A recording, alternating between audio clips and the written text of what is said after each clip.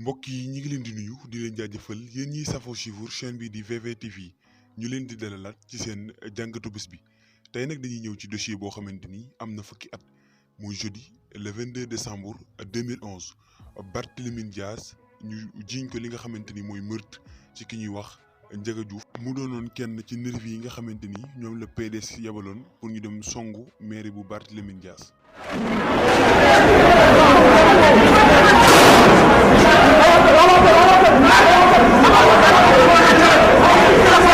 mbokk yi nag yéen a ko gisandoo Barthélémy Dias da doon riposté maanaam liñ naan mala sax moo fi gën a ragal waaye boo ko sësee ci miir bi dëgg mu tourné jàmmaarloo ak yëpp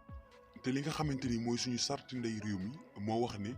képp koo xamante ni dañ laa néewal doole nar cee ñàkk sa bakkan wala nga fekke sax ñuy néewal kenn doole am nga droit taxaw saafara loola kooku bu ci jëlee ay gaañu gaañu wala mu ñàkk ci bakkanam sax yoonu Sénégal du la toppee dara te Barthélémy ci biir maireem lañ ko fekk yebal ay nervi ndax ànd ak état bi ñu di ko song mu taxaw tey jii nag moo doon candidat bu yeewee askan wi ci 2021 léegi Macky Sall mi nga xamante ni jamono jooju noonu opposant la woon ci jamonoy Maître Wade léegi nag moo sulliwaat dossier bi. C'est une réaction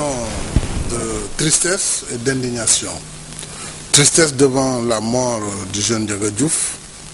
qui a perdu la vie dans une opération commando dans laquelle on l'a entraîné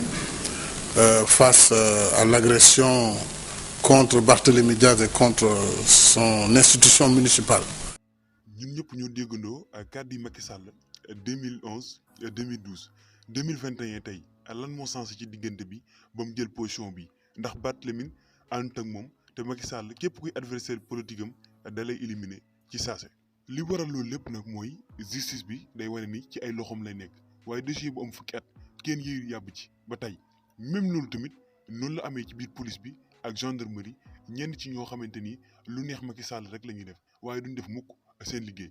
moom Barthélémy nag ñu ngi ko woowoon mercredi le 10 2021 le 10 novembre 2021 bi mu demee ba ci yoon bi lañ baale cortège am moom ak Ousmane Sonko ak Khalifa Sall ak ay mbokkam yi nga xamante ni ñoom la àndaloon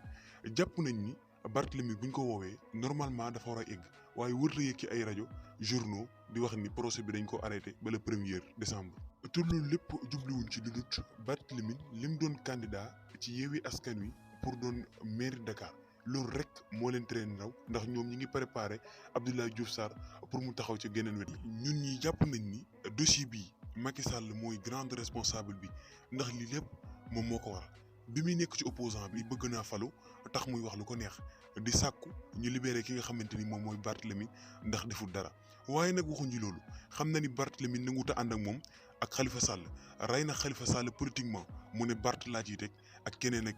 nii rek lay doxalee képp ku ànd ak moom mu jënd la bu la mënta jënd mu tëj la.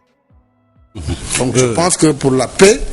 et la stabilité, le pouvoir a intérêt à non seulement libérer Barthélémy Dias, mais à libérer également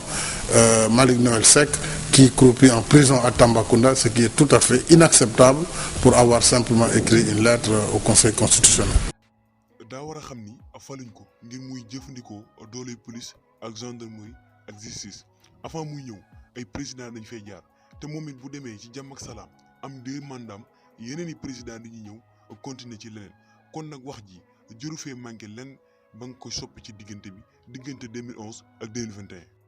bu dee ki nga xam ne mooy Ndiaga Diouf nag moom ñu ngi koy ñaanal yàlla mu yërëm ko te xaare ko àjjana yi gën a kawe di xamal moroomu sénégalais mi ci des di leen wax ni ñi leen di defloo lii de ay nervi seen doom duñ ci nekk seen benn mbokk du ci nekk ñu jël leen yafal leen jox leen doole ju mat sëkk pour ñu wàcc terrain bi di bundu xatal askan te ñàkk jur doom wala jur mu dellu jur mu dee loolu lépp du yar daal jur mbaam mu ne lëng baaxul ci kër baaxul ci àll loolooy yar daal nañ ubbi suñ xel yi tey xalaat ñu ngi leen di gërëm di leen jaajëfal di leen jox dig daje ci feneen ak ñeneen jaa ngeen jëf. Thank you.